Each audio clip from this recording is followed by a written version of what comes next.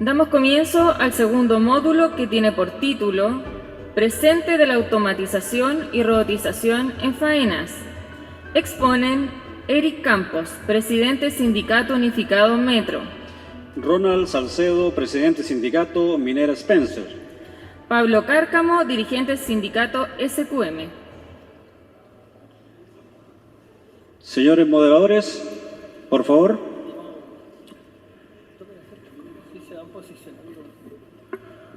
Tema: presente en la automatización y robotización en faenas. Expone Eric Campos Bontá, presidente Sindicato Unificado del Metro. Haga, por favor.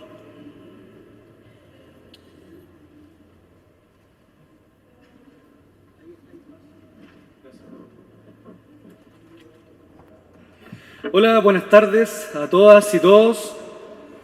Lo conversábamos con los compañeros, esta es la peor hora para exponer porque estamos previos al almuerzo y después del almuerzo es peor todavía. Así que, pero bueno, mira, esto o la presentación, hemos estado escuchando a la gente de Clapes, hemos estado escuchando a la gente de la empresa y claro, ahí hay una narrativa sobre el cambio tecnológico, que es una narrativa evidentemente proveniente tanto de la empresa como de la academia.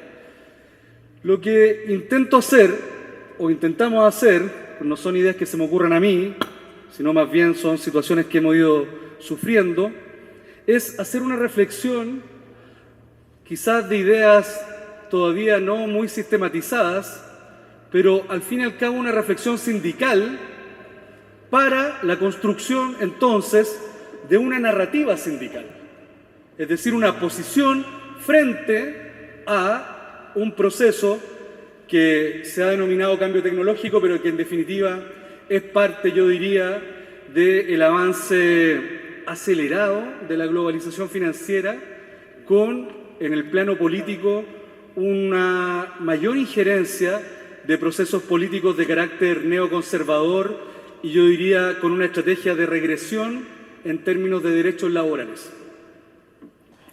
Aquí se ha hablado mucho de historia, está muy bueno el gráfico del profesor de Clapes sobre las 4 revoluciones industriales. Ahora, la revolución industrial del siglo XIX, del siglo XVIII, no se entiende desde el punto de vista del presente sin la Revolución Francesa. Había un autor histórico, Eric Campos, que habla de la doble revolución, que da en el fondo, configura el presente histórico. Es decir, la revolución política, una, la revolución francesa, y la otra, la revolución industrial. Ambos componentes del capitalismo, o de la expresión concreta del capitalismo. Entonces, mi invitación y mi advertencia es que las reflexiones que la hago desde una mirada sindical y crítica respecto al proceso o del sistema capitalista. Disculpen lo ortodoxo y lo dañado, ¿no? Lo vintage. Entonces, yo diría que el problema que tenemos los sindicatos, estoy hablando a los sindicalistas, me disculpan los estudiantes de la USACH, es que hasta ahora no hemos llenado el seminario donde estamos de alguna manera atrapados en la idea de lo supersónico cuando hablamos del futuro y atrapados en el fetiche de cuántos empleos se van a perder. Entonces la pregunta es, en medio de eso, en medio del supersónico y el fetiche de cuántos empleos más o menos se van a perder, ¿cuál es la plataforma, el relato, la narrativa, las demandas de las trabajadoras y los trabajadores organizados? Segundo sexto, no creo en la negociación individual, por cierto. Y yo creo que ahí tenemos un desafío.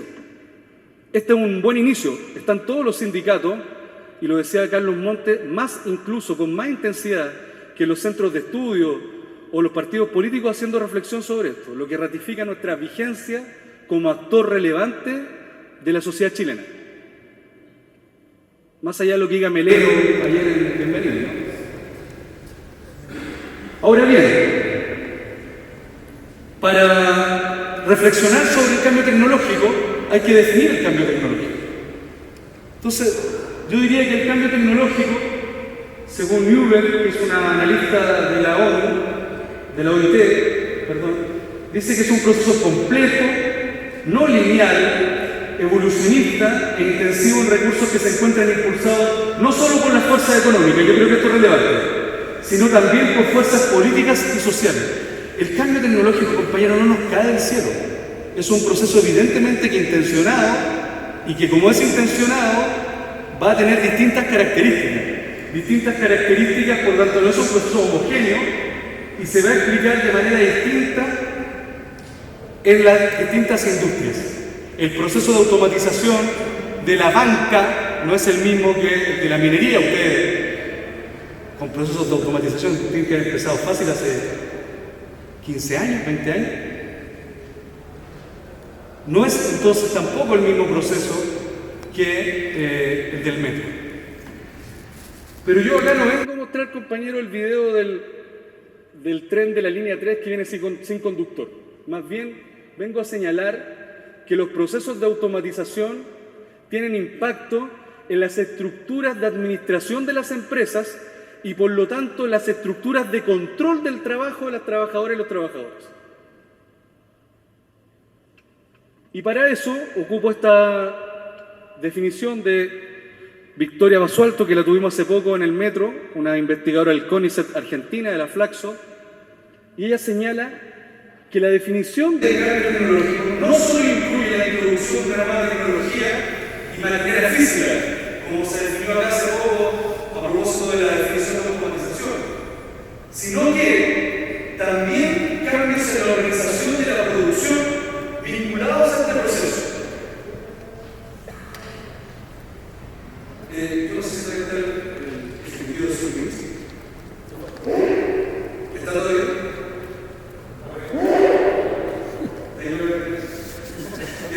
Porque aquí pasó un viola, pero al menos en el sindicato del metro hemos identificado que este sistema de management punto-violista que se denomina OLIN, como lo últimos fue el en la práctica es un sistema más sofisticado de administración para los procesos de automatización. Que el metro no se aplica solo a la línea 16, también se aplica a los no automatizados, a los análogos, o como dijo un ejecutivo del metro, a los que trabajaban en el metro del siglo XX. Porque quienes no se automatizan también se aplican a estos sistemas de control productos de la automatización. No se entienden estos sistemas de control del trabajo como Lean separado al cambio tecnológico. Entonces, la labor del sindicato es identificar cuáles son las expresiones concretas, prácticas, diarias, cotidianas de ese sistema. Aquí somos casi todos dirigentes sindicales. Y a todos nos llaman todos los días porque el jefe no les quiere dar el día libre, porque le está pidiendo más pega. Bueno, son microrealidades de un ejercicio del control del espacio y del tiempo del trabajo. Bueno, a propósito del fetiche, esto lo pueden consultar porque tengo poco tiempo, les pido que me avisen cuando me queden 5 minutos. ¿Sí? ¿Ya me quedan? No. Ya. Porque a propósito del fetiche de cuántos trabajos se van a perder, la OIT formó una comisión internacional de expertos, todos, por supuesto, y se señala que antes del 2030 es preciso crear 344 millones de empleos, además de los 190 millones que faltan hoy día. Estas no son cifras del siglo XIX, son cifras de ahora. 190 millones de personas están desempleadas, 64,8 de ellos, 64 millones, son jóvenes. Hay 300 millones de personas, trabajadores, que viven en la extrema pobreza, con menos de $1.90 al día. O sea, estas son las cifras en medio del cual se debate el futuro del trabajo, o el presente del trabajo, o los cambios tecnológicos, o la revolución 4.0, como usted le quiera decir. Bueno, ya lo decía el profesor, según el Instituto Mackenzie, en Chile se proyecta que 3,2 millones de empleos sean automatizados. Hola. Yo diría, compañeros, que estamos frente al rompimiento del pacto posguerra del capitalismo, donde había un empleado, un empleador conocido y un espacio del trabajo. Eso se rompió, se viene rompiendo desde los años 70. Yo diría que en Chile la primera expresión de esos cambios se dieron hace 40 años casi, con la creación del plan laboral de José Piñera. Por eso es un poquito absurdo. Mira, los únicos que creen que el sistema laboral o la normativa laboral en Chile es rígida es Monkever y un par de asesores. O sea, alguien que seriamente lee el Código Laboral chileno va a saber que es ultra flexible. Todos podemos aquí pactar jornadas, ¿sí? Las jornadas especiales, las jornadas excepcionales. Claro, lo que pasa es que este proyecto de ley de supuesta conciliación familiar con trabajo busca, yo diría, romper los últimos 2 candaditos chicos que le quedan al locker de los trabajadores. El tiempo de trabajo y la negociación colectiva de ese tiempo. Porque quiere establecer negociación individual y quiere ultra flexibilizar la jornada. En Metro ya hay trabajadores del subcontrato que trabajan 4 horas en la mañana y 4 horas en la tarde.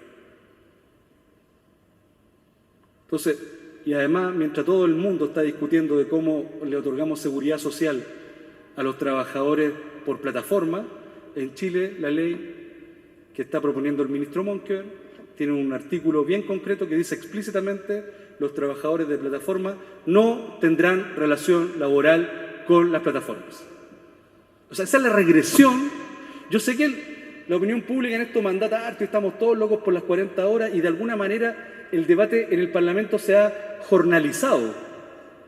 Pero los dirigentes sindicales tenemos el deber de no andar detrás de los parlamentarios, de ponernos nosotros a la vanguardia del debate del mercado del trabajo en Chile, donde uno de los debates es la jornada laboral. Pero lo que está en juego acá no es la jornada laboral. Lo que está en juego acá es perder poder sindical y control absoluto del empleador sobre el tiempo de trabajo. Eso lo digo con mucho respeto para las parlamentarias que genuinamente han levantado el tema de la jornada laboral y que han permitido que se despliegue el debate laboral en la sociedad chilena. ¿Cuáles son las consecuencias de la automatización del trabajo? Cambios en la organización del trabajo, sistema Lean. Aquí hay 2 conceptos que yo aplicaría mucho en la minería, dado que es mano de obra calificada, trabajadores calificados. Hay una autora, la misma Basualto, que tiene un estudio, se los puedo compartir después, que analiza la narrativa sindical en Argentina y establece el concepto de polivalencia funcional. Y lo diferencia de la multifuncionalidad, y es muy simple la diferencia, pero muy concreta, y me cuadra perfecto con los datos de la CLAPE, porque viene a precarizar a los sectores medios y a los sectores que tienen alguna calificación académica. Porque la polivalencia funcional, no es otra cosa que el manejo de más de una técnica o de más de una profesión, a diferencia de la multifuncionalidad, que es el manejo de más de una tarea. Ejemplo concreto: usted va, los que no son de Santiago, a la línea 3 del metro, o a la 6, que está aquí cerquita, a todo esto la más cómoda, la que tiene mejor espacio, la que tiene mejores estándares, y no tiene trabajadores visibles, no tiene ni basurero. Y si usted le pregunta a la gente dónde prefiere trasladarse, le va a decir que la línea 3. Sentido común a veces no avanza de la mano de las demandas de los sindicatos. Entonces, el agente de línea automatizada, que es el antiguo jefe de estación, maneja al menos 3 técnicas, 3 profesiones, uno también podría decir. Atención de clientes, mantenimiento menor, es el primero que acude a mantener una falla en la estación. Y adivine quién maneja el tren si el tren falla: el mismo trabajador. Eso también golpea al subcontrato. Manejan por lo menos 2 o 3 tareas: seguridad, atención al cliente, y no me cabe duda que prontamente ya lo hacen, por la vía de los hechos, monitores de los cajeros automáticos para cargar la tarjeta VIP. Entonces, Hay cambios en la organización del trabajo. En la implementación de este proceso, el capital intenta hacer retroceder en los derechos que los trabajadores hemos ido ganando a través del chantaje. Si no te adaptas, si no te flexibilizas, pierdes el empleo. Y yo creo que, como decía un caballero de barba blanca, ya no tenemos nada que perder. Las cadenas, porque en realidad este proceso que no es de ahora, que viene anticipado en el caso del metro también por una ascendente subcontratación, en el metro 7 de cada 10 trabajadores son subcontratados. ¿Usted sabe cuántos trabajadores se despidieron por la construcción de la línea 3 y 6? ¿No? Cero. Lo que se hizo fue dejar de contratar empresas suministradoras de servicios. Ya estaba todo subcontratado. No tuvieron que despedir a nadie. Da la impresión que estos procesos van encadenados respecto de la evolución, ¿no? Voy a ir avanzando, no sé cuánto me queda. ¿Sí? 7 minutos, perfecto. Por lo tanto, se trastocan las relaciones laborales. Ya no hay un sujeto colectivo que esté leyendo estos procesos al interior de la empresa. Hay distintas formas de empleador también, empresas suministradoras de servicios, empresas subcontratistas, incluso la proliferación de subgerencias, que me imagino les pasa a ustedes también en las empresas públicas, hace que uno tenga distintos interlocutores. Las nuevas formas de trabajo demandan mayor intensidad y más tareas. Esto que mostraba recién sobre el proyecto Lean, o el sistema Lean, al menos en metro, porque tiene distintas expresiones en distintas industrias, lo que provoca es que, en metro estoy diciendo, al trabajador le dibujen la coreografía laboral, es decir, la trayectoria laboral del día, en el mismo espacio-tiempo desde el minuto 0 a la hora 9. Como dice en la traducción en inglés, tiene basura cero, es un proceso de basura cero. Entonces, en el mismo espacio, en el mismo tiempo, aumenta la presión, la intensidad laboral sobre el sujeto o la sujeto. Por lo tanto, hay cambios organizativos que afectan los ritmos y formas de trabajo. Ya expliqué lo de la polifuncionalidad. Ideas generales, los cambios de automatización no se realizan de la misma forma, ya lo hemos dicho. En el metro fue más bien un proceso quirúrgico, sin víctimas. Hace 10 años la demanda de los trabajadores del metro era no a los trenes sin conductor. Perdimos, estábamos perdidos porque no estábamos haciendo esta lectura del proceso. No habíamos construido una narrativa sindical respecto al proceso. La única idea que se nos ocurría era pedir trenes sin conductor. Y cuando el sindicato de conductores le dijeron tranquilo, no haber despedido, se acabó la pelea. Entonces quedó una postura corporativista, gremialista, no politizada del proceso.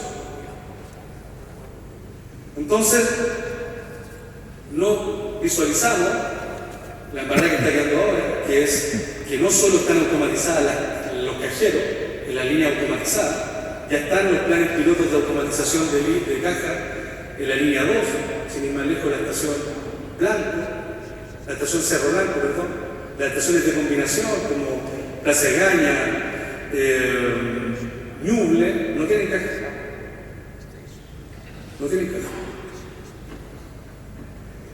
Y yo diría que en el relato tenemos que vincular el proceso de automatización como parte de una estrategia mundial empresarial para el aumento de la tasa de ganancia y vincularla a los procesos previos de subcontratación.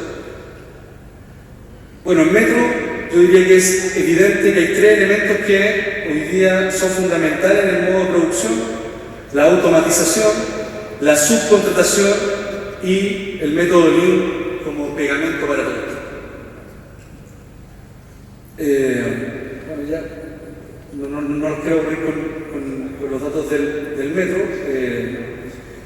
Yo diría que el método de administración Lean persigue aumentar la tasa de ganancia del empresariado. Se trata de eliminar cualquier tipo de despilfarro posible, disfrazado bajo el concepto de búsqueda continua de mejoras de procesos. No sé si han escuchado eso. Eso en el fondo es aplicar más presión, más control al tiempo de trabajo que yo diría que es la paradoja de este proceso. Mientras acá nos prometen trabajar con yo ahora no puedo tomar, pero trabajar con un vodka tónica ahí en la piscina, a la hora que uno quiera, esa es la imagen, ¿no? La paradoja entre la promesa de la libertad versus el objetivo del sistema. El objetivo del sistema es tener más control sobre su tiempo de trabajo y su fuerza de trabajo. Y el método Lean se levanta como un sistema de administración funcional al proceso de automatización. Hay estudios, ahí uno puede buscar en Google Scholar, hay estudios ya de impacto del sistema Lean en procesos de recursos humanos.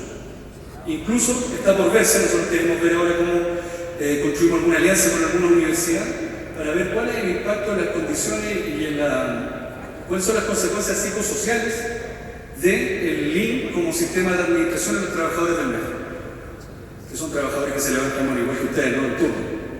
4:30 de la mañana está pasando el taxi, los del turno 2 los está dejando el taxi en la casa tipo 12, 12:30, son trabajadores que duermen poco, con vidas familiares complicadas.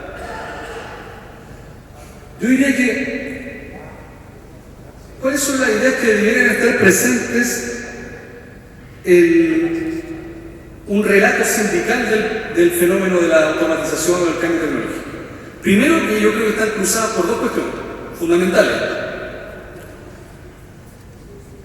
y que cruzan no a los trabajadores ni a los sindicatos, que cruzan a la sociedad chilena y a la sociedad mundial. Primero, ¿cuál es el sentido del trabajo hoy día en el siglo XX?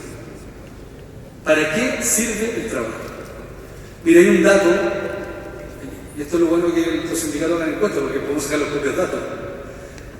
La CUT hizo hace poco, lanzó el barómetro del trabajo con la CERT Mori. Hizo una encuesta, son carísimas las encuestas, le hicimos en la región metropolitana, a fin de año lo vamos a hacer a lo largo de todo Chile.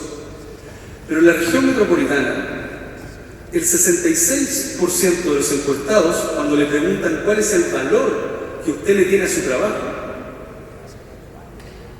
poco o nada, o sea, el 66% dijo poco o nada de valor a su trabajo. Alguien podría decir, chuta. Y es muy de sentido común. ¿Quién le va a tener valor a una cuestión que tengo que ir todo el día? Me retan, muchas veces me tratan mal, me persiguen, como en la película de Italia, en otros lo torturan, como la industria del terror. Esos son los extremos, ¿no?, que estoy caricaturizando. Pero además, por una cuestión cuya retribución no me alcanza ni para llegar al día 5 del mes.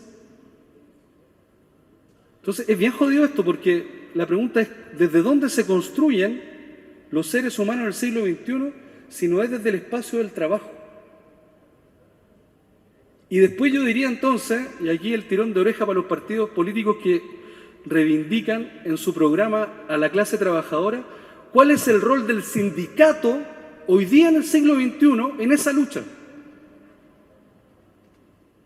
Los sindicatos hacemos harto, tenemos que hacer una autocrítica, tenemos que, por supuesto, procesar ojalá en perspectiva un proceso de autorreforma sindical que nos haga mejores organizaciones. Pero los sindicatos, sobre todo en Chile, hacen harto con bien poco. Sí, ahora termino. Entonces, algunos elementos que deben estar presentes. Primero, reforzar al sindicato como actor clave en este cambio y en la discusión de este cambio. Segundo, yo creo que es fundamental, si queremos enfrentar cambios productivos, ¿sí? Desde el punto de vista de las ramas de la producción, es fundamental que este diálogo de futuro se haga con los sindicatos, y yo no conozco otra fórmula, si a alguien se le ocurre, que la negociación ramal o la negociación por área de la economía. Se deben articular organizaciones de instancia de discusión regional que crucen los saberes. Yo creo que aquí es fundamental también la articulación de alianzas con las universidades, ojalá las universidades públicas. Lo que pasa es que las universidades están puro pensando en cómo hacer que los productos sean más baratos para que los empresarios ganen más plata. A eso creo que le llaman innovación, no sé. Pero no se vinculan al mundo sindical, desde el punto de vista de su rol de la universidad, el rol por definición. Bueno, y luego yo creo que este tipo de espacios sirven mucho porque tenemos que detectar situaciones específicas de automatización. Yo creo que el gran desafío con todos los seminarios que se están haciendo es que el movimiento sindical en Chile identifique áreas donde se va a automatizar, donde se está automatizando y construya un relato en función del mundo sindical, que lo dote de una plataforma de lucha. Disculpen de nuevo el lenguaje vintage. Y luego yo diría que entonces tenemos que promover la discusión de estos temas en los ámbitos sindicales, que lamentablemente los sindicatos nos gana la coyuntura, nos gana el día a día, y hoy día estamos en medio de dos reformas, que ya hablaba aquí la presidenta de la CUT, dos reformas que buscan debilitar el poder sindical. Por eso estamos convocando una gran protesta nacional para el día 5 de septiembre con todas las organizaciones sociales que han adherido, entre ellas la coordinadora No Más AFP. Yo diría, compañeros, para finalizar, que tenemos que impulsar un cambio tecnológico enfocado en los derechos de las personas, no solo en la tasa de ganancia del empresariado, y por último, vincular, y esto es fundamental en mi opinión, vincular nuestra narrativa del cambio tecnológico a la necesidad de un nuevo modelo de desarrollo sostenible social y ambientalmente, pero que se ponga un norte, y ese norte debe ser distinto, absoluta y radicalmente distinto a lo que nos ofrece el modelo neoliberal. Muchas gracias.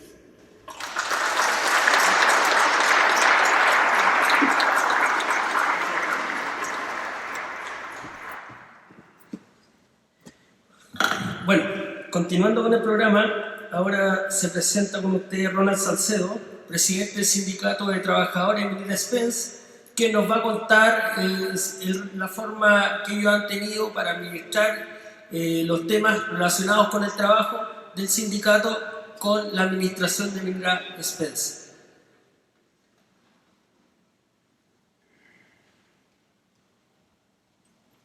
Buenas tardes. Antes de comenzar quiero agradecer a través de Hugo la invitación que hicieron a participar en este seminario, también a don Moisés, ¿no es cierto?, que harto empeño le pone, y al equipo que trabajó detrás de esto. Estoy un poquito nervioso, no estoy acostumbrado a esta asamblea, estoy acostumbrado al uno a uno con los viejos. Es necesario que ustedes entiendan un par de cosas antes de comenzar. Quiero poner en contexto quién soy un trabajador de la minería, soy técnico, soy electromecánico, casado, 4 hijos, un nieto, así que me queda caleta y pega por delante que hacer. Así que en este punto me posiciono siempre para ver cuál es mi función como dirigente sindical y cómo tenemos que enfrentar estos desafíos que nos están implantando hoy día las nuevas tecnologías. Para poder dar inicio a esta presentación, quise traer a ustedes una mirada rápida de qué es la empresa, qué es BHP.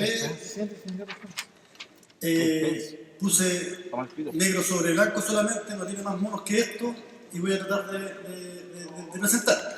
Bueno, BHP es una empresa líder a nivel global, ¿no es cierto?, en descubrimiento, adquisición, desarrollo y comercialización de recursos naturales. Estamos presentes en 12 países con operaciones de petróleo, mineral, hierro, cobre y carbón. Esta compañía se funda a través de la fusión que existe entre BHP Limitada y Billiton PLC, que los compañeros australianos deben conocer muy bien también. El año 2017 volvió a llamarse BHP, y aquí pongo en negrilla un punto que dice: para reagrupar sus activos y simplificación y estandarización de procesos. O sea, ya ellos estaban mirando algunos cambios que necesitaban hacer en el tiempo. El presidente del directorio es Ken McKenzie y el CEO de la compañía es Andrew McKenzie, que también voy a comentar algo después al final. La casa matriz está en Australia, y en América está Daniel Macho como presidente y quien controla la operación en América. Todos estos datos que estoy planteando acá son sacados del reporte de sustentabilidad del año 2018 de la compañía. Bien, en América tienen 6 operaciones, 3 operadas por BHP y las otras son Joint Venture. La primera es Escondida con un 57,5%, después está Pampa Norte, que tiene que ver con la minera Cerro Colorado y Spence, en la cual yo trabajo. En Canadá está Janssen, después en Perú Antamina, en Colombia Cerrejón y en Brasil Samarco. Los que pueden recordar algo de Samarco, si no han escuchado hablar, en Samarco ocurrió una desgracia el año 2015, donde se rompió una represa, ¿no es cierto?, en donde hizo desaparecer un pueblo completo, Bento Rodríguez, que queda en el estado de Minas Gerais y en Belo Horizonte.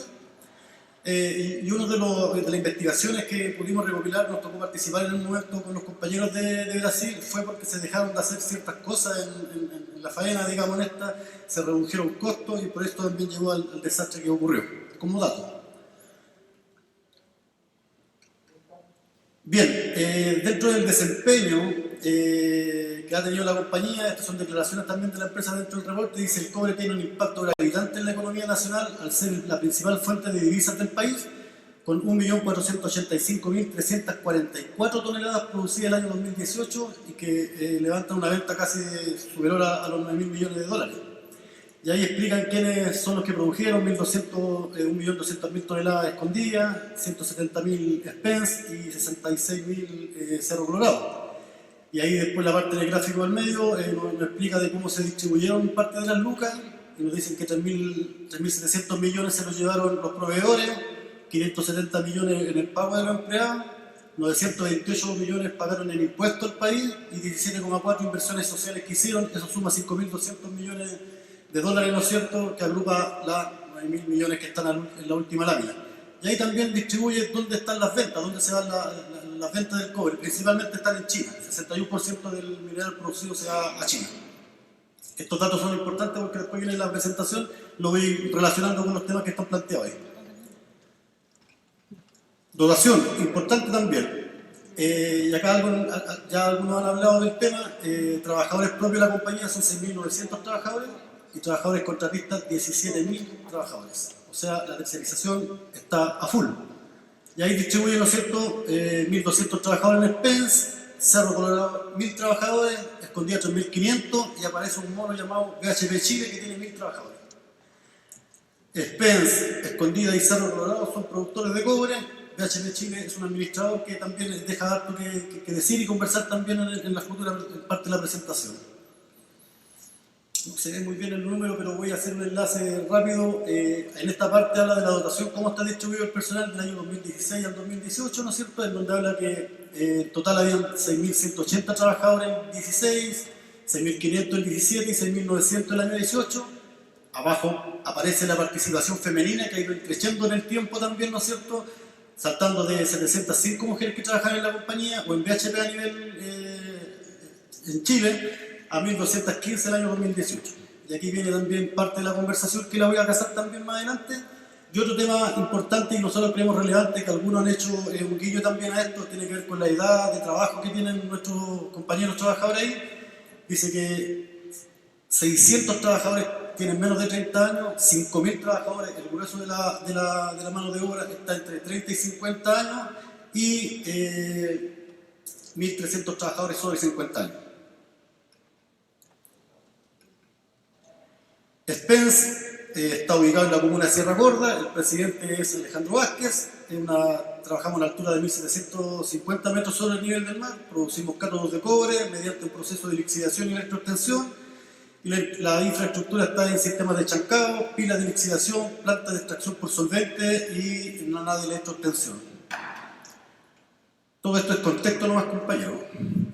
Bien, entrando un poquito en materia, nosotros como sindicato, el sindicato fue fundado el 20 de diciembre del año 2005, actualmente cuenta con 972 socios, 837 hombres y 135 mujeres, y acá aparece el concepto 50-50, que Andrew Mackenzie, que lo nombraba anteriormente, declara que el año 2023 debiéramos llevar a tener 50% de hombres y 50% de mujeres. El director está constituido por 4 directores y una directora. Nuestro contrato colectivo se firmó el año 2018, el 1 de junio, dato importante también para la explicación que viene en el futuro. Y la empresa de Minera Spence actualmente se encuentra implementando 3 proyectos, que es el proyecto SGO, que es un proyecto de una concentradora de cobre y molibdeno, que ya está en etapa de construcción y debería estar terminada su construcción el año 2020, a fines del 2020.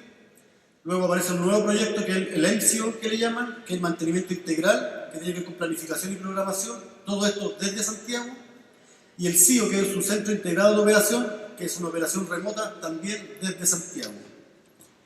Además de la adquisición de equipos de características autónomas, como por ejemplo los camiones de extracción. En octubre llegan 15 camiones autónomos, que va a significar una salida de compañeros también. Creemos nosotros un riesgo, la compañía dice que no, pero finalmente nosotros sabemos que este switch puede cambiar a manual o automático en cualquier momento. Invertir tanta plata en este proceso, en este recurso, sería innecesario si no vamos a aplicarlo de manera autónoma.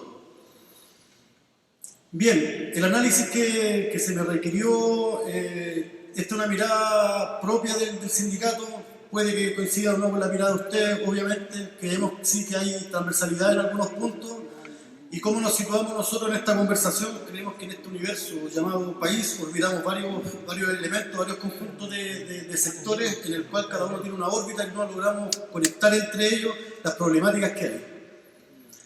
La primera órbita que nosotros queremos plantear acá tiene que ver con la órbita de la relación que existe entre los sindicatos y la empresa. El segundo punto, la segunda órbita, creemos nosotros que es necesario abordarla desde la ausencia de políticas de Estado respecto a los desafíos de la automatización, ¿no es cierto?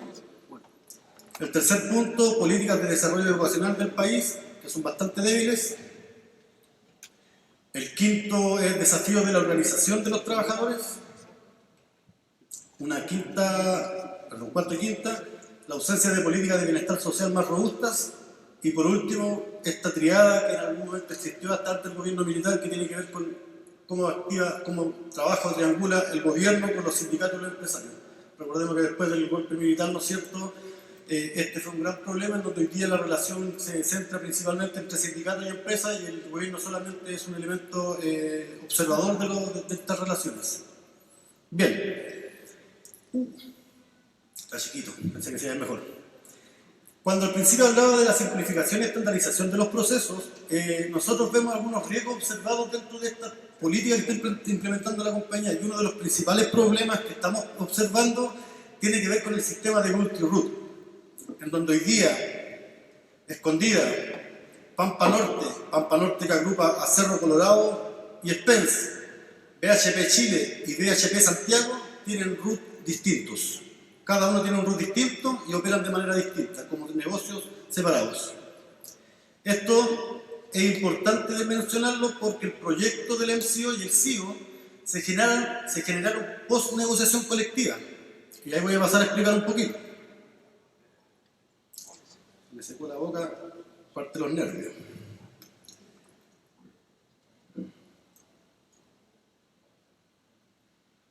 Como les comentaba anteriormente, nosotros negociamos en el mes de mayo y cerramos la negociación colectiva el 1 de junio del año 2018. Terminando la negociación colectiva, 3 meses después nos enteramos que la empresa tenía 2 proyectos importantes, que son el proyecto del MCO y el CIO, que llevaron y están llevando a cabo cambios importantes dentro de la operación. Y nosotros creemos que ahí hubo falta a la buena fe en la negociación colectiva, porque si nosotros como sindicato hubiéramos tenido esta información en la mano, la negociación se hubiera relacionado o se hubiera llevado de manera distinta. Creemos que era importante tener esta información para revisar cuáles iban a ser los planes. Hoy día, ¿qué sucede? El proyecto CIO contempla sacar de la operación las instalaciones más importantes o el corazón o el cerebro de la operación. Salieron las salas de control desde la operación, más el despacho mina, y hoy día se está controlando todo desde Santiago.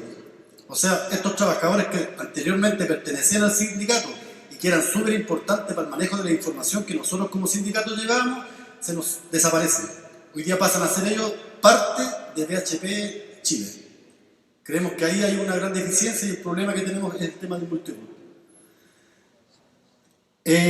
Sucede lo mismo con el MCO, que pescan a toda la gente que tiene que ver con la planificación de los procesos mineros. También fusionan el trabajo que estaba haciendo Escondida con Spence, juntan a este grupo, reducen personal y finalmente instalan la operación acá en la planificación acá en Santiago, también para administrar los procesos en el norte. Otro problema que también observamos como letal, porque lo hemos ido visualizando también con la organización que hemos tratado de formar como sindicato, es contar con más de un sindicato por empresa. Eso es letal, compañeros, no nos dejaba trabajar, no nos dejaba avanzar y es una problemática constante. Además de la incorporación de tecnologías con sistemas remotos, debilita la presencia empresarial en las regiones. Temprano hablaban acá del tema de la conmutación, donde hay algunos parlamentarios que están llevando adelante discusiones respecto a la jornada excepcional, si es correcto o no trabajar en la jornada excepcional 4x4, o sea 4x4, 4x3 o 7x7, o las distintas que pueden existir, porque se deja de percibir los recursos que el trabajador gana para distribuirlo en la región. Creemos que esto es más complicado de lo que puede significar hoy día la conmutación. ¿A dónde debemos ir? ¿O cuáles son nuestras propuestas? ¿Qué creemos nosotros? Derechamente creemos que hay que eliminar el sistema de multiroot. Esto a través de levantar demandas legales que permitan entender a la empresa como única unidad de negocio. De esta manera vamos a fortalecer los sindicatos. Si estamos hablando que somos 6.000 trabajadores, estamos distribuidos en 6 sindicatos, la fuerza que podría tener un solo sindicato con los 6.000 trabajadores sería muy distinta para sentarse a conversar en igualdad en la mesa negociadora. Debemos migrar hacia sindicatos únicos por empresa, lo nombré anteriormente, eso creemos que es importante discutirlo y llevarlo adelante. Respecto a las negociaciones colectivas, es necesario incorporar dentro de las negociaciones colectivas y dentro de los contratos colectivos la capacitación de los trabajadores, la formación de los trabajadores, el trabajo activo que deben llevar realmente los comités paritarios, que hoy día pasan a ser más de papel que de un trabajo realmente importante. También los comités bipartidos de capacitación. Hoy día los comités bipartidos de capacitación están solamente en el papel y no están aplicando en ninguna de las empresas y no están ocurriendo o no están implementándose o entregándose los recursos necesarios para poder conversar esta situación respecto a la automatización. Y esto con la finalidad de ponerlo al servicio de la calidad de vida de los trabajadores, pero además también de la calidad del trabajo. Cuando hablamos de estos temas es principalmente importante, y me voy a centrar en dos focos, cuando hablamos de las nuevas tecnologías al servicio del trabajador, yo les planteaba recién que la empresa quiere implementar el tema del 50-50, o 50% hombres, 50% mujeres. Una de las problemáticas que está ocurriendo hoy día, por ejemplo, voy a nombrar un trabajo específico, un trabajo mecánico, en donde en el desarme de un chancador se ocupan 5 trabajadores hombres, por un trabajo de esfuerzo superior al que podría tener cualquier, digamos, sin desmerecer el trabajo de la mujer, pero requiere un esfuerzo mayor de brutear y hacer un trabajo más pesado. Terminó saliendo 2 hombres, incorporando a 2 mujeres en el grupo, en donde el trabajo hoy día, por la deficiencia del mismo, lleva a que este trabajo, en vez de que lo desarrollen 5, lo terminan desarrollando 3 solamente, porque las capacidades físicas de las compañeras no están al servicio o no está a la disposición para poder desarrollar esta tarea.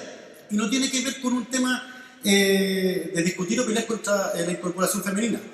Lo que nosotros llevamos y creemos que es importante es que las tecnologías que hoy día existen en el sistema se deben implementar también para facilitar las tareas del trabajador y de la trabajadora. Es decir, todas estas tareas que significan brutear con algún elemento o con elementos mecánicos debieran favorecerse a través de mecanismos que pudiesen llevar a que cualquier trabajador, hombre o mujer, pudiese desarrollar esta tarea de manera igualitaria. También creemos que es necesario plantear planes de capacitación constante y a la altura del requerimiento futuro. Adelantarse a la jugada, le decimos nosotros. Hoy día sabemos que van a llegar 15 camiones autónomos a la operación. Estos 15 camiones, si entendemos que son 4 turnos los que trabajan, son 60 trabajadores que están en riesgo. Estos camiones nuevos vienen con nuevas tecnologías, lo que va a requerir de una mano de obra más calificada.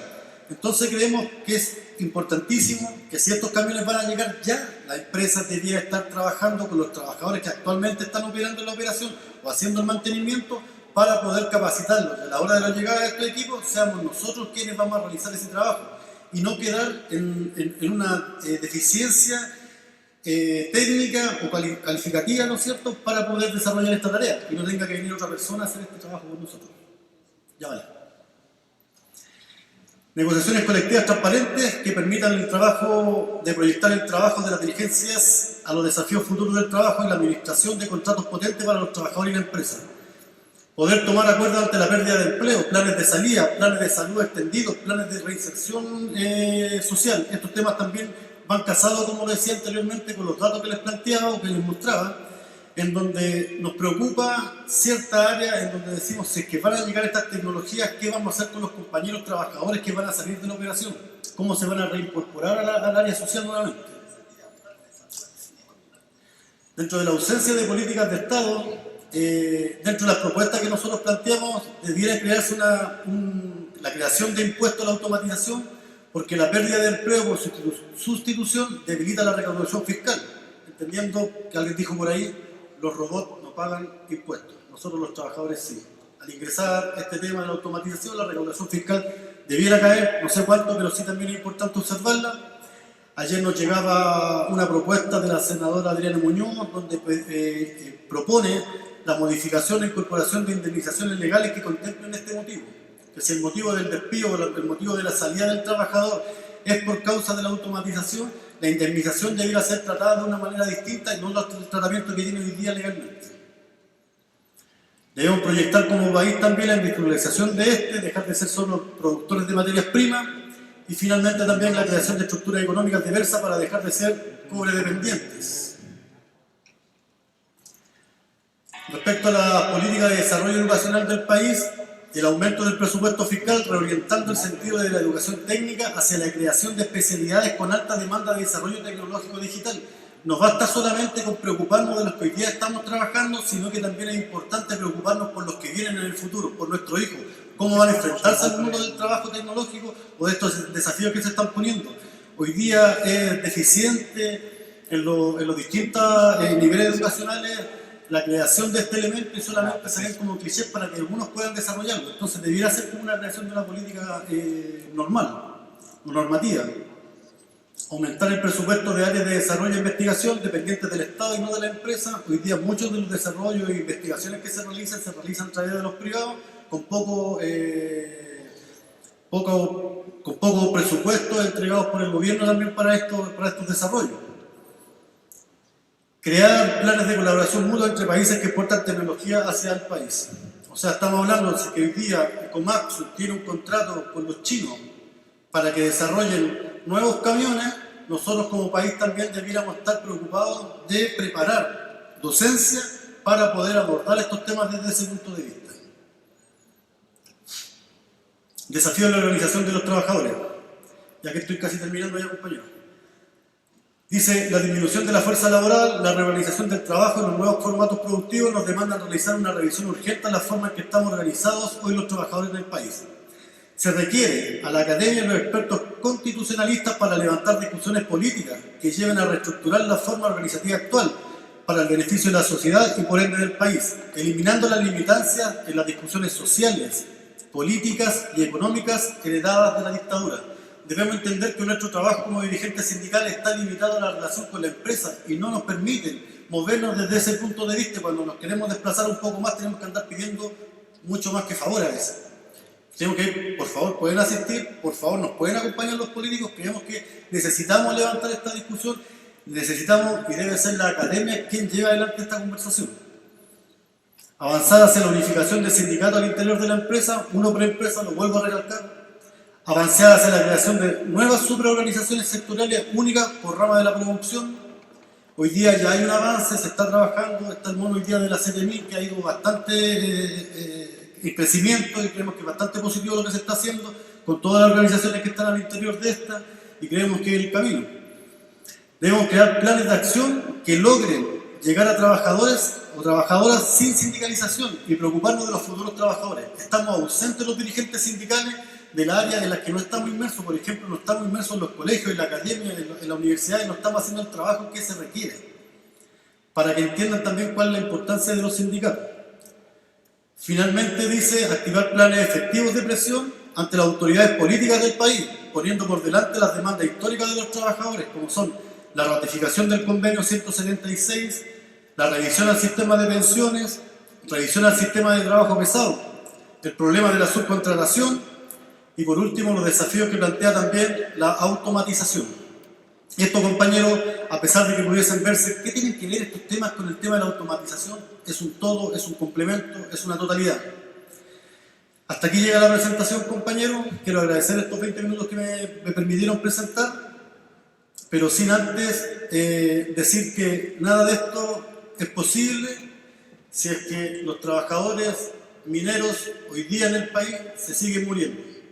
Hoy día sabemos los datos estadísticos que en los últimos 17 años han muerto más de 500 trabajadores en la minería. Si nos estamos preocupando de la automatización, nos estamos preocupando de los desafíos que plantea el problema, debe ser también abordado con la dureza que se corresponde el tema de la seguridad en las minas.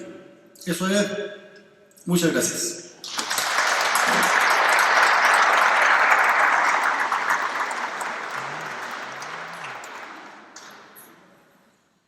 Expone Pablo Carmona, Sindicato Salar Ese Pueblo.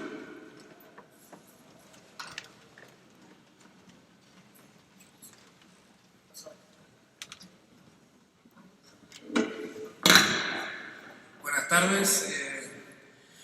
Mi nombre es Pablo Cárcamo, soy asesor del Sindicato de Trabajadores de SQM Salar y vengo en representación de Claudio Castillo, que no pudo asistir por una urgencia médica.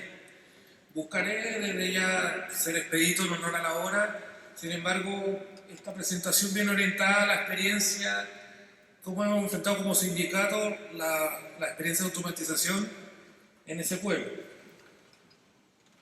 En general, estos son principios que buscamos resguardar, ¿ya? En la faena, con el advenimiento de la automatización, se buscó resguardar primero que todo la seguridad de los trabajadores. El segundo, que esto no implique la pérdida de empleo, sino que justamente, más adelante vamos a observar, se dio un fenómeno contrario, aumentó la dotación producto de una reorganización productiva de la planta. Y además la otra gran idea que ha salido a lo largo de este seminario en su primer día, que es la reconversión productiva.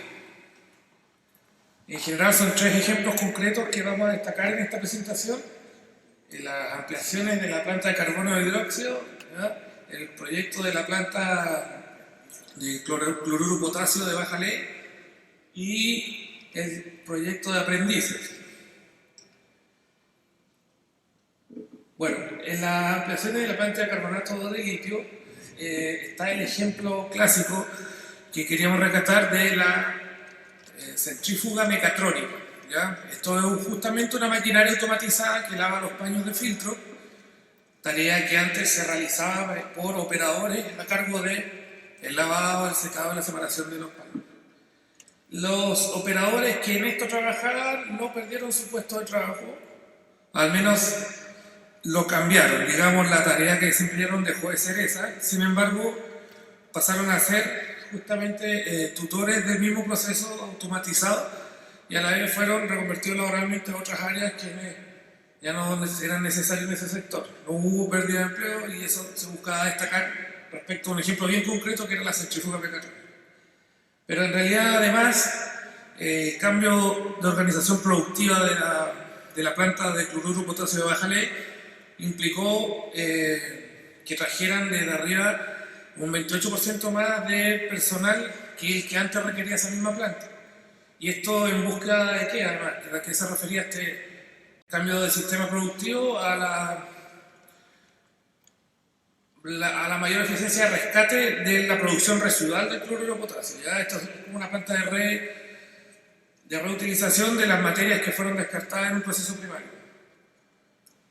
En última instancia, el programa de capacitación interna ha sido altamente defendido por el sindicato y en realidad esto es lo que busca la reconversión productiva, es que justamente las tareas que ya no sean necesarias en una reorganización del trabajo, en el sistema Lean, como decía muy bien el campo, el personal que las desempeñaba pueda ser relocalizado en otras tareas que requiera la nueva organización del trabajo, en vez de salir afuera a buscar profesionales nuevos. Esto a partir de qué? De una contingencia nacional que está muy bien detallada por el estudio CLAPES, donde la oferta educativa que propone el país y de capacitación no da el ancho para los requerimientos de la demanda laboral de la industria. Entonces, la preparación interna es una preparación orientada, específica y especializada a los procesos productivos de la planta. Bueno, esto es un ejemplo respecto a los principios que se incluyeron, que era un proceso productivo que no se actualizaba desde el 96, pero que en general es un circuito que involucró, obviamente, en diálogo con recursos humanos, quienes son los que tienen el poder de la ejecución, una continua comunicación con la comunidad, ¿ya? Y más adelante, en realidad, lo más importante de esto es que a partir de los mismos trabajadores se formaron formadores, quienes a la vez formaron a sus compañeros para estar aptos para las nuevas tareas que se implementaron. Este fue el proceso detallado, donde en realidad el ingreso, digamos, de contratadores a plazo fijo tiene un periodo de prueba con la capacitación de trabajadores con más experiencia ya adentro. En ese hay una fase que es teórica, una segunda fase que es práctica, y la parte práctica es con una bitácora y un tutor, ¿ya? La prueba en terreno es llevarlo derechamente a la faena y que actúe como un trabajador más. Esto es acompañado por un profesional experto y esta tutoría se realiza en función, digamos, de reproducir una cultura laboral propia del sector y que no sea simplemente la contratación de un ingeniero ajeno o de un operador ajeno y que se las arregle solo. ¿Ya? Esto fue una de las importantes acotaciones de nuestro sector. Luego pasa por una comisión evaluadora para cerrar en la conversión a un contrato indefinido, ¿ya? O sea, lo que podemos decir en realidad un trabajo más estable. Este proceso se realizó ya, tuvo 85 conversiones laborales. El detalle de las tablas nos habla de que en 3 áreas de operaciones más en la de mantención se distribuyen tanto a nivel de género como a nivel etario y bueno, fue realmente exitoso. En general, para un cierre, porque de verdad les prometí ser expedito, la preocupación que ha tenido el sindicato del CQM Salar, sobre todo en este advenimiento de reorganización productiva en función de la eficiencia, ha sido justamente que recordamos más bien el interés de los trabajadores en el plano de que puedan seguir trabajando más que una tarea específica que siga exigiendo. Buscamos cooperar porque la automatización, como bien decía el presidente del Sindicato Unificado de Metro, la automatización se viene y es irreversible. El tema es cómo nos adaptamos. Acá, bueno, esta presentación venía con un pequeño video interactivo, espero lo disfruten.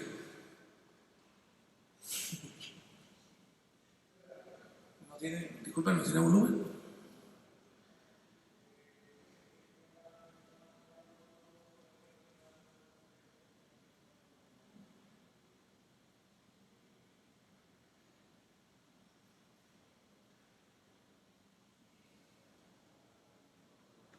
Ah, ya, no. Déjalo nomás. Perfecto.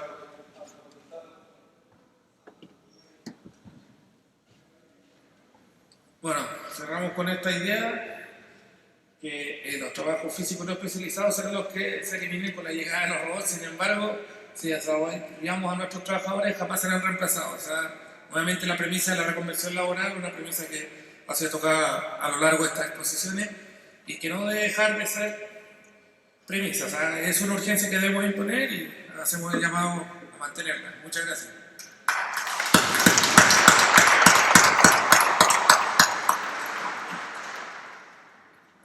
Ya, vamos a comenzar con la ronda de preguntas, tal como lo hicimos anteriormente. Vamos a aplicar el mismo ejercicio.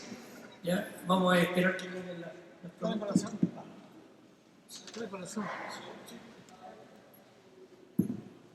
Bueno, bien breve, porque nos vamos a almorzar. Si acá me preguntan sobre las propuestas que haría yo para impulsar las alianzas con las universidades y luego también qué pasa con los futuros desempleados que se están formando a propósito de la instalación de la automatización. Bueno, yo la verdad es que creo que si bien hay narrativa respecto al proceso, yo no creo que haya una verdad absoluta de lo que viene. Yo tengo la impresión que acá, o sea, que la incertidumbre no responde a un estado psíquico de las personas, sino más bien en este caso responde casi a una situación histórica. Lo conversaba el otro día con... O sea, yo me imagino cómo tienen que haber estado los tejedores de Manchester cuando le fueron a instalar una máquina que tejía por ellos. O sea, yo creo que absoluta incertidumbre. Ahí surgieron los ludistas y dijeron, quememos estas cuestiones y vamos a detener así este proceso. Yo, considerando que no hay respuesta absoluta, yo creo que primero nosotros los sindicatos, como lo señala el último expositor, debiésemos ir a desafiar a la universidad. Así como creo que acá este sindicato ha desafiado a la empresa. Decirle y mostrarle un camino. Porque a veces se asume que el ejecutivo es el que sabe más respecto a la empresa y la verdad es que los viejos que están 30, 20, 40 años en la empresa son los nuestros y no ellos. Ellos van, se cambian, se aprenden el libreto. Yo creo que los trabajadores tenemos muchas posibilidades de desafiar a las empresas. Y como podemos desafiar a las empresas, yo creo que también tenemos que ir a desafiar a las universidades. Las universidades tienen por misión vincularse y transformar la realidad, y además tienen por misión vincularse con el medio. Yo a la mayoría los veo vinculados más bien con empresas, pymes, no las veo vinculados a los sindicatos. Yo creo que ahí tenemos que ir a desafiar fuertemente a los rectores, porque creo que al menos en dos cuestiones pueden ayudar. Primero, yo tengo la impresión que los sindicatos tenemos que caracterizar qué base social tenemos. ¿Cuáles son sus intereses? ¿Cuáles son sus imaginarios? ¿Quiénes son? Nosotros hace poco hicimos un estudio de caracterización y nos llevamos la sorpresa que somos el sindicato más antiguo del metro. Vamos a cumplir 30 años de historia y resulta que un tercio de nuestros trabajadores no tiene más de 3 años en la empresa, a diferencia de lo que todos nos decían que éramos un sindicato de viejos. Nuestra media es de 36 años. Entonces, creo que hay que ir a la pesquisa de la realidad. Y luego, creo que también las universidades pueden ayudar mucho en estudios comparativos sobre cuáles son los efectos psicosociales y en salud y seguridad laboral de los trabajadores y las trabajadoras de las empresas donde se está aplicando la automatización. Y respecto de la formación, bueno, es evidente, y lo decía el experto en CLAPE, yo no lo voy a repetir, pero es evidente que en Chile no solo hay una ausencia de un sistema nacional de capacitación, también hay una ausencia de la articulación institucional necesaria para la efectiva intermediación laboral. Yo tengo la impresión que las universidades están desafiadas en colaborar en ejes reales y posibles para la construcción de un nuevo modelo de desarrollo. Esta cuestión que la repetimos, el nuevo modelo de desarrollo, bueno, pongámosle apellido porque ya hay algunos que se están candidateando con el nuevo modelo de desarrollo. El expresidente de Codelco, sin embargo. El nuevo pacto social, el nuevo modelo de desarrollo. Bueno, si los trabajadores no le ponemos apellido, y por último pongámosle una exigencia, y una exigencia que podemos construir junto a las universidades, es que el nuevo modelo de desarrollo tiene que ser pensado en las personas, tiene que ser social y ambientalmente sostenible y no puede ser más neoliberalismo. Porque el neoliberalismo está demostrando no solo que nos está matando a nosotros, está matando al planeta. Eso.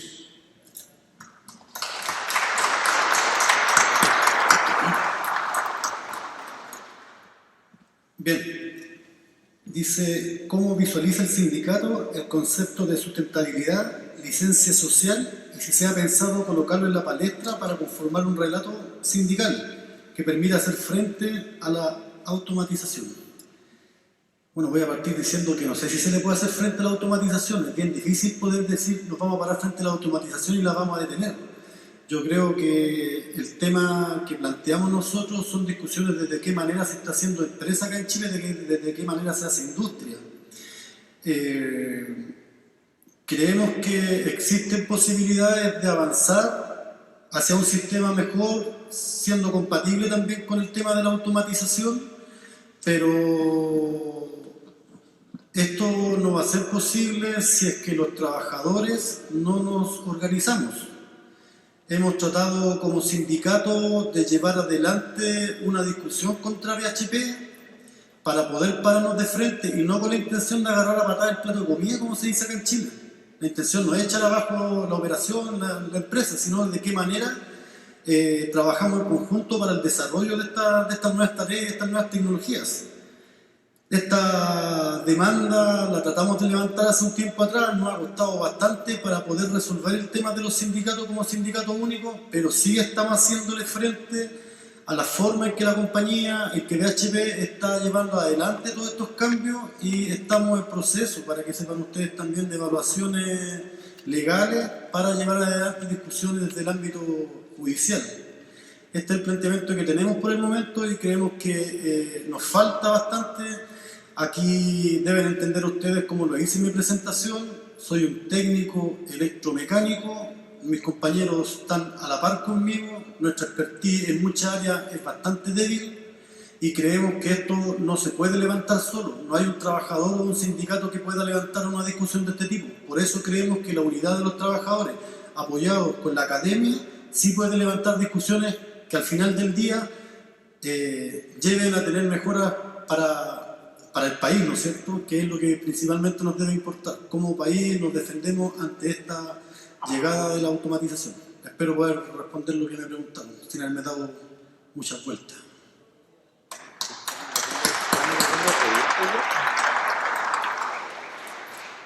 Yo no quiero seguir hablando, pero llegó otra pregunta, entonces ha llegado carta. Sí, oye, yo antes de responder esto, que va a ser bien breve, no puedo terminar no me puedo ir de acá sin decir que este año la CUT cumplió 31 años. Este año se cumplen 110 años de la creación de la Gran Federación Obrera y 100 años de cuando la Gran Federación Obrera se llamó Federación Obrera de Chile, proceso en el cual intervino Luis Emilio Recabarren. Y mi opinión, algunos pueden no estar de acuerdo, para mí la CUT es heredera de esa cultura política junto con lo que había previo a esas organizaciones que son las mutuales y las mancomunales. Y yo creo que el movimiento sindical se construye también desde la memoria histórica. Y así como ya partió Manuel Busto, partió María Rosa, otros fundadores de la CUT, en mi opinión, han ido a dilapidar su memoria histórica, juntándose con el gobierno, poniéndole firma y cara a procesos de flexibilización. Pero yo quisiera destacar en la figura del compañero Moisés Labraña no solo la lucha, el temple, sino que la humildad para, después de haber recorrido el camino que recorrió, venir y tomar y hacerse cargo de una agenda de futuro. Y yo quiero no solo entregarle el aplauso, sino que además reconocer el cuadrazo sindical que tiene el movimiento de los trabajadores en Chile, y él pone a disposición esa experiencia a favor de la lucha colectiva. Y eso, compañero, hoy día es destacable.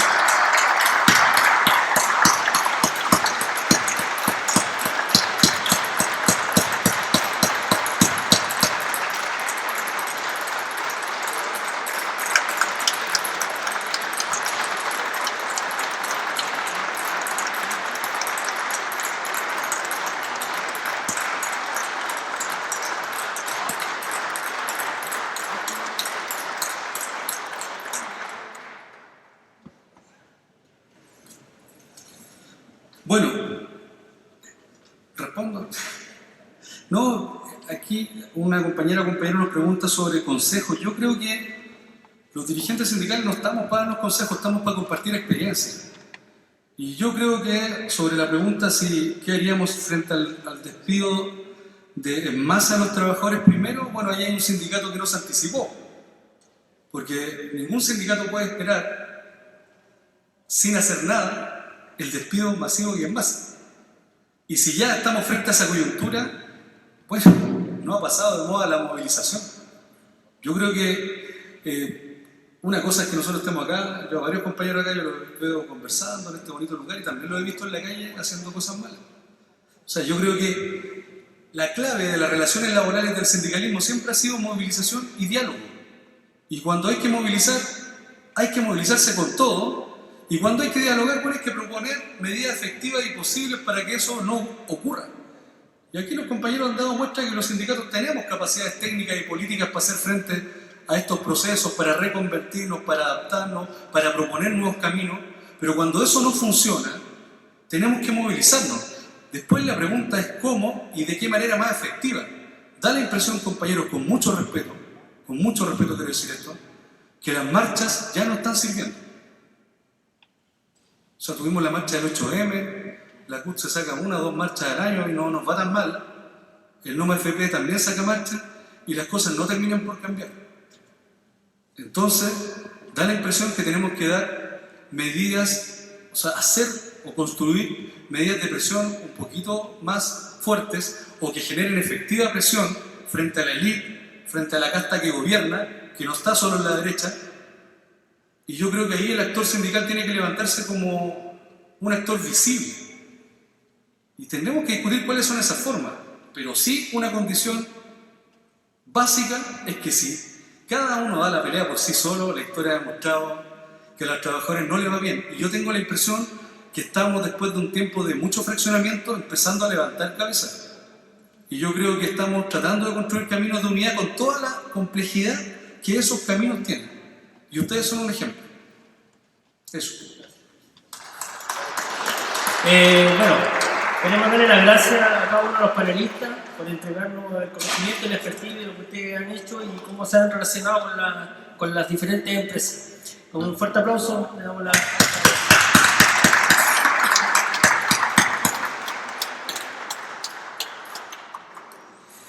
Bueno, de esta forma queremos despedir a todos los panelistas que han estado en esta primera jornada, esta semana que ha sido muy provechosa para cada uno, también a los moderadores. Y bueno, excelentes palabras de nuestro compañero Eris Campos, porque creo que cuando se tiene que reconocer a una persona que ha hecho mucho por los trabajadores, por la clase obrera, se debe hacer en vida y no cuando muchas veces han partido.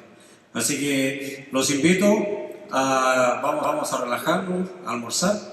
1 hora, estamos de vuelta aquí en la sala del ex Congreso. Muchas gracias.